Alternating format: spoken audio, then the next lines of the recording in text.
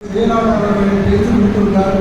அதனால் எனக்கு பேசுறதுக்கு ஒரு பாயிண்ட் இல்லை. இருந்தாலும் ஒரே ஒரு நேற்றைய நிகழ்வை மட்டும் சொல்லி கொள்ள ஆசைப்படுகிறேன். அதாவது நேற்றைக்கு ஒரு விழாவுக்கு போயிருந்தோம் தலைவரோட கூட. அப்பொழுது இன்றைக்கு உள்ள அந்த புதிய செய்திகள் கேட்ட சம்பந்தமாக ஒரு சின்ன சலசலப்பு வந்து கொண்டிருக்கிறது. அதாவது எதிர்பார்ப்பாக நினைத்து வர பார்த்தீங்கன்னா அந்த சூழ்நிலை அவர் வாக்கு செய்திருந்தார்.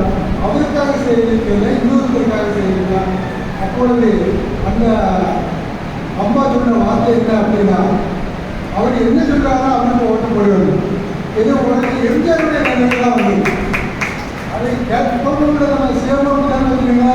தன்னை கேட்டுட்டே தெரியாது. அதே போல அவங்க அம்மா சொன்ன வார்த்தை அவரு யாருக்கு சொல்லாரோ அதுக்கு ஓட்டு போடுவோம்.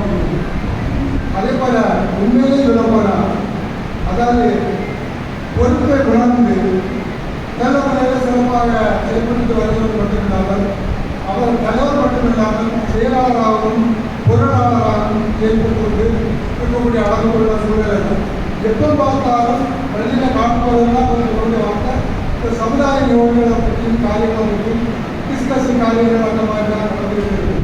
அதே போல என்ன சொல்லணும், சமுதாய சொத்துக்களை பாழாக்கவும் மாட்டோம் பாழாக்கவும் மாட்டோம் என்று சொல்லக்கூடிய அளவுக்கு அவர் சிறப்பாக செயல்பட்டு கொண்டிருக்கிறார். அந்த வகையில் அவருக்கு எதிர் சார்பாக ஒரு பரிசை வழங்க இருக்கிறேன். வணக்கம்.